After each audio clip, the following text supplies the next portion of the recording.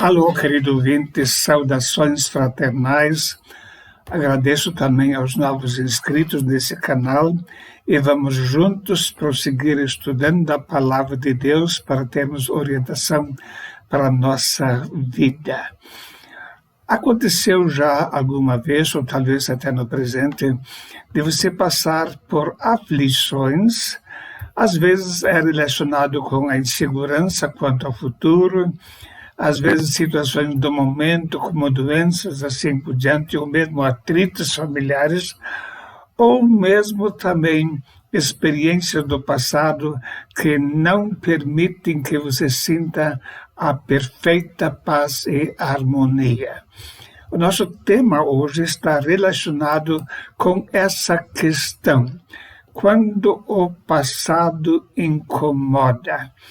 Muitas vezes há pessoas que passaram por experiências que machucaram a sua alma, às vezes até o estado espiritual, e a pessoa não consegue sentir a perfeita liberdade e alegria prometidas pelo Senhor Jesus Cristo. Quando o passado incomoda, sabemos que as feridas ainda estão abertas. Por alguma coisa não te deixa sentir a perfeita paz e que você não possa sentir a alegria que devia sentir, é um sinal de que o assunto ainda não foi tratado devidamente e precisa ser tratado. Isto é um sinal de que o passado ainda não é passado. Muitas vezes as experiências do passado que incomodam acompanham a vida da pessoa por muito tempo e a pessoa nunca se vê realmente livre. É como se estivesse amarrado no passado e não consegue prosseguir como seria correto na sua vida. Quem traz o passado sempre para o presente pode ser a própria pessoa ou podem ser outras pessoas também que não nos deixam em paz por causa de algo que já devia ter ficado para trás há muito tempo. Muitas vezes a própria pessoa. Quando Caim matou Abel, então disse Caim ao Senhor, é maior a minha maldade do que a que possa ser perdoada. Ele achou, agora já não tem mais jeito. Destruí a minha vida e agora já não tem mais jeito. Muitas vezes pessoas que estão viciadas em drogas acham que não tem mais como ficarem libertos. Outras pessoas que destruíram a vida familiar acham que não tem mais jeito. Então pensam, é maior a minha maldade do que a que possa ser perdoada. Isso traz uma sensação de inutilidade e de fracasso na vida e a pessoa não quer nem pensar no futuro, apenas quer ver como pode suportar a presente situação. Às vezes são outras pessoas que não deixam a pessoa esquecer aquilo que já foi tratado. Alguém disse, eu queria que meu velho homem ficasse enterrado, mas a minha esposa sempre a tira da sepultura. E realmente há pessoas que fazem questão de sempre trazer à tona assuntos que já foram confessados, assuntos que já deviam ter ficado completamente para trás, mas sempre estão lembrando ainda. Eu lembro de uma situação que aconteceu na União Soviética. Um cristão foi assistir um filme no cinema, o que era proibido pela igreja, e mesmo 40 anos depois disso, havia ainda pessoas que diziam, você não pode pregar, porque naquela vez você foi no cinema.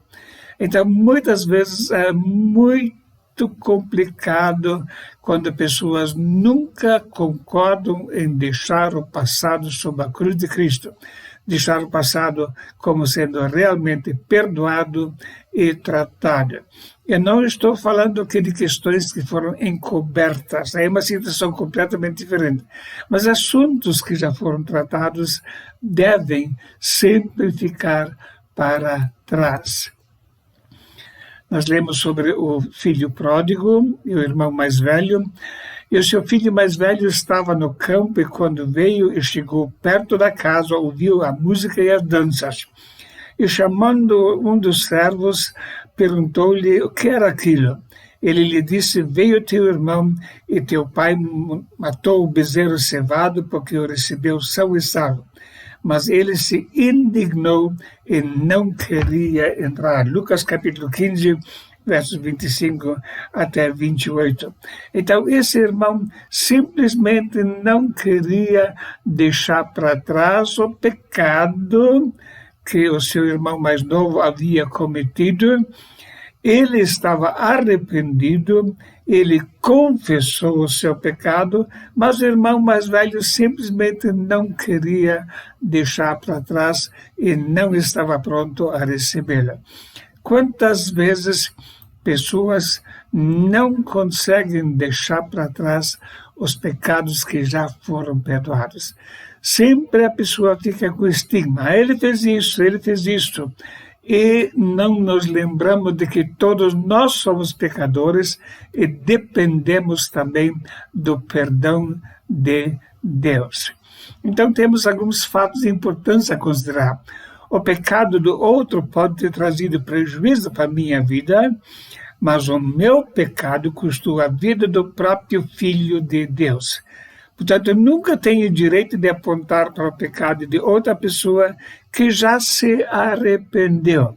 É verdade que acontecem muitas injustiças, mas a minha injustiça custou a vida do próprio Filho de Deus lá na cruz do Calvário. Portanto, a minha culpa sempre é maior do que aquela que o outro cometeu contra a minha pessoa. Deus disse, em Isaías 1,18, vinde então e ergui-me, diz o Senhor, ainda que os vossos pecados sejam como a escarlata, eles se tornarão brancos como a neve, e ainda que sejam vermelhos como carmesim, se tornarão como a branca lã. Veja, os pecados mais graves que humanamente visto não tinham mais solução e perdão, Deus está pronto a perdoar. Às vezes nós fazemos uma classificação de pecados. Bom, alguma fofoquinha dá para até perdoar, uma mentira também. Talvez até uma desonestidade, mas esse pecado que a pessoa cometeu, esse nunca mais vai ser esquecido. Isso é completamente contra os princípios que a palavra de Deus nos apresenta. A Bíblia diz em Miqueias 7, verso 18, quem é Deus semelhante a ti, que perdoa a iniquidade e que passa por cima da rebelião do restante da sua herança? Ele não retém a sua ira para sempre, porque tem prazer na sua benignidade. Tornará a piedar-se de nós, sujeitará as nossas iniquidades, e tu lançarás todos os seus pecados nas profundezas do mar.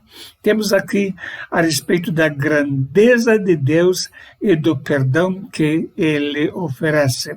E quando a Bíblia usa essa expressão, tu lançarás nas profundezas do mar, isso quer dizer, fica no esquecimento e o assunto não vai ser trazido à tona mais uma vez.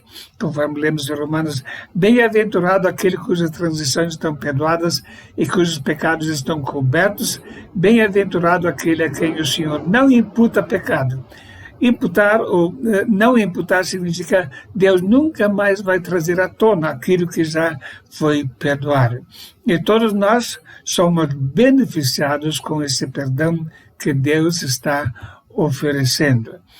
Há mergulhadores vasculhando o fundo do mar em busca dos pecados de outras pessoas. Quantas pessoas constantemente tentam lembrar algum defeito da outra pessoa e, em geral, é por pura inveja, porque não querem que a outra pessoa seja respeitada.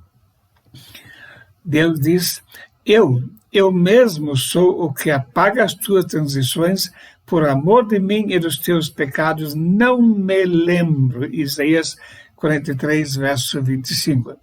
como nós às vezes queremos ser mais justos do que o próprio Deus. Se Deus diz que não se lembra mais, porque eu vou ficar lembrando coisas erradas, pecados que outras pessoas cometeram, que já estão confessados e já estão perdoados. O apóstolo Paulo havia participado da perseguição aos cristãos. Homens, mulheres e crianças haviam sido presos, perdido a sua vida. Ele, sem dúvida, tinha motivo para ficar angustiado por causa do seu pecado. Mas ele diz, esquecendo-me das coisas que para trás ficam e avançando para as que estão diante de mim, prossigo para o alvo, para o prêmio da soberana vocação de Deus em Cristo Jesus. É necessário deixar o passado pecaminoso para trás e prosseguir para o alvo. Enquanto nós ficamos amarrados no passado, não vamos ter condições de prosseguir realmente. Algumas consequências que o perdão de Deus deve trazer para a nossa vida. Em primeiro lugar, certeza do perdão. Davi era cúmplice, era responsável pela morte de uma pessoa digna, além de adultério. Ele disse, confessei-te o meu pecado e a minha maldade não encobri. Dizia eu, confessarei ao Senhor as minhas transições e tu perdoaste a maldade do meu pecado. Veja essa certeza, tu perdoaste. Quando nós confessamos, devemos desfrutar dessa plena certeza, está perdoado. Está perdoada a maldade do meu pecado. Então, o perdão de Deus, através de seu Filho Jesus Cristo, está ao alcance de todas as pessoas. Em segundo lugar, a confissão deve ter como certeza a alegria da salvação. Torna a alma a alegria da tua salvação e sustém-me com um espírito voluntário. Salmo 51, verso 12. Então a pessoa não deve agora continuar ficando se culpando constantemente, mas deve desfrutar plenamente a alegria de ser um filho de Deus. Em terceiro lugar, a consequência do espírito voluntário e ministério abençoado. E sustém-me com um espírito voluntário, então ensinarei aos transgressores os teus caminhos e os pecadores a ti se converterão. Uma pessoa restaurada é uma pessoa que Deus deseja usar no seu ministério. Eu conheço uma pessoa que durante muitos anos fracassou completamente na área da vida familiar. Mas quando ele confessou, quando ele foi restaurado, está tendo até hoje uma vida muito abençoada e muitas pessoas se converteram. Nunca devemos pensar, agora não tem mais jeito. Deus usou Davi grandemente depois da sua confissão. Então é necessário ter a certeza do perdão, é necessário desfrutar a alegria do perdão e é necessário desfrutar o privilégio de poder servir ao Senhor e ser uma alegria, e pecadores vão se converter através do ministério da pessoa restaurada. Prezado amigo, se você tiver perguntas, eu recomendo que escreva nesse contato peterundo2018@gmail.com e com prazer estarei respondendo a sua correspondência. E agora o meu desejo é que Deus possa abençoar a sua vida, a sua família, e que se houver assuntos pendentes do passado que incomodam, trate isso no princípio da palavra de Deus de confissão completa e aceitação completa do perdão. E se você tem alguma rixa contra alguém que no passado pecou contra você, é importante lembrar, a minha vida, o meu pecado, custou a vida do próprio Filho de Deus e, portanto, eu também devo perdoar completamente. Que Deus o abençoe ricamente. Amém.